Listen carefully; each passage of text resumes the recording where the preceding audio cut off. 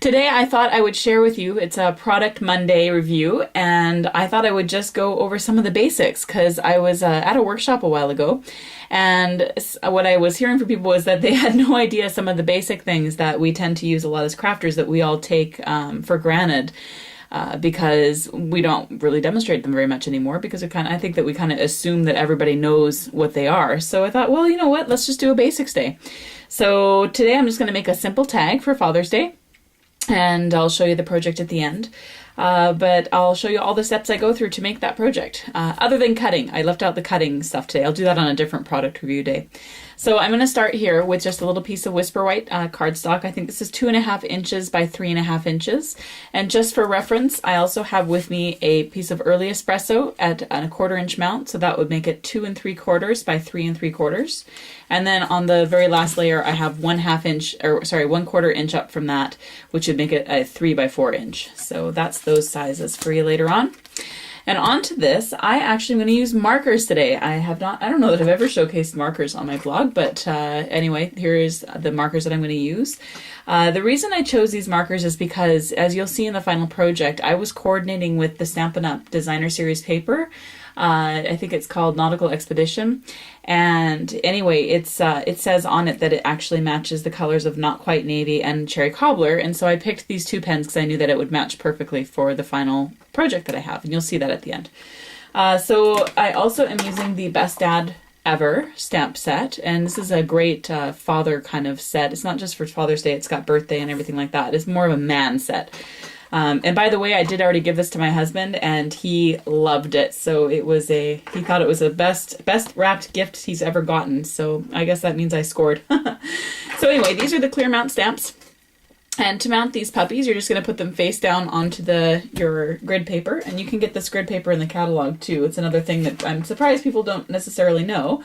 The other cool thing is that this is the clear acrylic block case, and inside it's got this little foamy piece to kind of keep everything nice and not dinged up.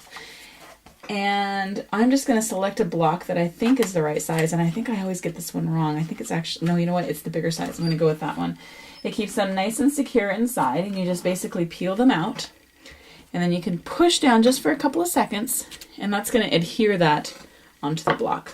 So I'm going to take my Cherry Cobbler marker, and I'm just going to go ahead and color in some various spots on these ties. Now, as I do that, I wanted to just tell you about these markers a little bit. They are built, obviously you can color with them, and so a lot of people, that's probably where you see them the most. But the cool thing about it is it has the same kind of ink as it has in our ink pads, the classic ink pads. And so if you use them to color onto the stamps, they don't dry right away. So you can actually stamp with it. So that's kind of fun. It allows you to have multicolored images and stuff. Now I'm not going to get too careful on this particular one. But here's the Not Quite Navy. They have two ends to them, so the matched colors, of course, it coordinates perfectly with our cardstock. But the two different colors that we have, the two different ends, one can be used for obviously things like this, coloring. It's a big fat end, and then there's a finer end on the other side for journaling and things like that. This is such a great little stamp set. They're not going to worry too much if I screw up because you guys are going to be forgiving, right? Besides, screwing up is just opportunity for embellishment, right? So there we go. I'm all stamped up there. I'll just show you what that looks like. See if you can get a glimpse of all the different colors that are happening. Okay, now before I stamp with it, I'm just going to huff on it to re-moisten it. And I'll go ahead and I'm going to stamp it a little bit off center this time because I'm going to be putting something into it later that needs a bit more space. And then now before I put this away, the cool thing about these acrylic blocks is they feel just like the wooden blocks that we have, so they've got a nice solid feel to it. And also they cling so well that I could still use my Stampin' Scrub just like normal. So I'm going to take it out, and of course it's got the wet side marked for me and then the dry side. And I'm going to take my Stampin' Mist Cleaner, spray it a little bit on the wet side, and then just wiggle that stamp around on it like that, and then dry it off on the other side. And then that gets it completely, perfectly clean, and I don't have any mess that I have to worry about later, which is great for me because once I'm out of here, I'm out of here. So I'm going to go ahead and put that block right back away again. And I'm going to flip over and grab myself a little saying block as well. So I'm going to pull that puppy out. And once it's out, I think I'll grab Best Dad Ever out of this stamp set. Okay, and I'll put away my Stampin' Scrub. And this time I'm going to take my Early Espresso Classic ink pad. Remember, you're going to pop from the color side and then flip it upside down and slide it. So you're always moving from the side that has the color on it. I'm going to stamp up with Best Dad Ever. There's that rotating camera I told you about. It doesn't like the movement. And I'm just going to stamp that right underneath those ties. So I've got my Best Dad Ever. All right, put that away. I'm going to go ahead and, since I just sprayed this, I can go ahead and clean it again. And I'll put both my stamps away. I learned that, you know, if you keep it clean as you go, then it's got less for you to put away as later on. Also, the markers, you can get the whole set of markers, which of course I've got 2 sets of. There's a surprise.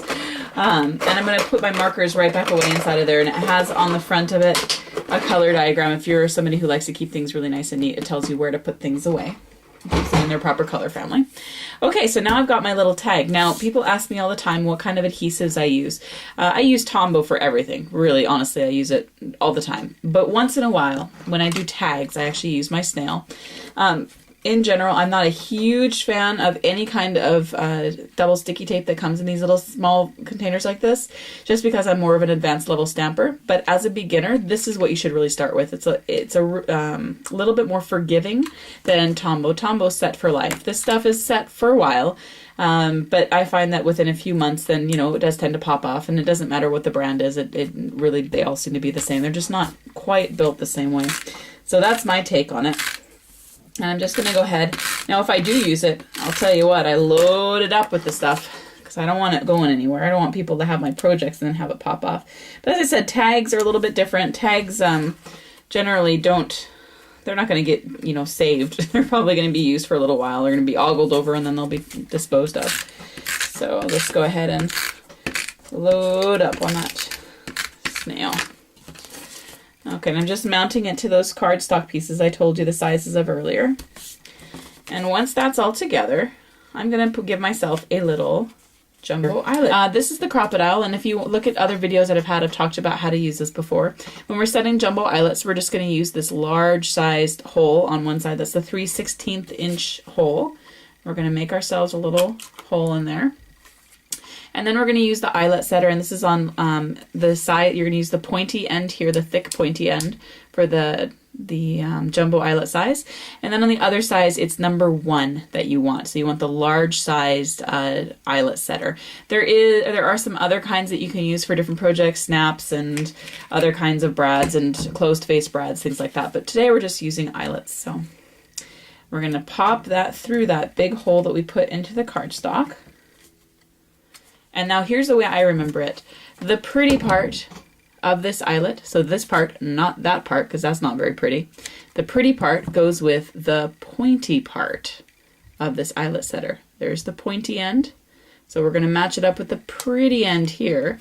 And then we just squeeze it shut. And that's how we get it. And that'll give it a nice rounded edge on the back side. You can see how nicely that set it. I squeezed it a little too hard, but that's okay. Over eager. And then I'm also sad because one of my favorite colors of ribbon is going to be gone as well. I actually, when the early espresso ribbon first came out, I was really sad because a lot of the chocolate chip went out instead of it. So this year, they've replaced all the early espresso with chocolate chip. And so I just actually ended up falling in love with this early espresso color. And now I want it to keep going with the early espresso. So anyway... So if you want early espresso, you better get in there and get it quick because it's all retiring this year. And I just put a little knot there. And then basically that's my tag. And I will show you a picture at the end here of what it looks like on the package itself. And I hope that gave you some ideas of some of the basics that we use inside of our stamping. And if you have any questions, feel free to drop me a line on my blog or comment on this post. And I will see you guys all soon. Bye-bye.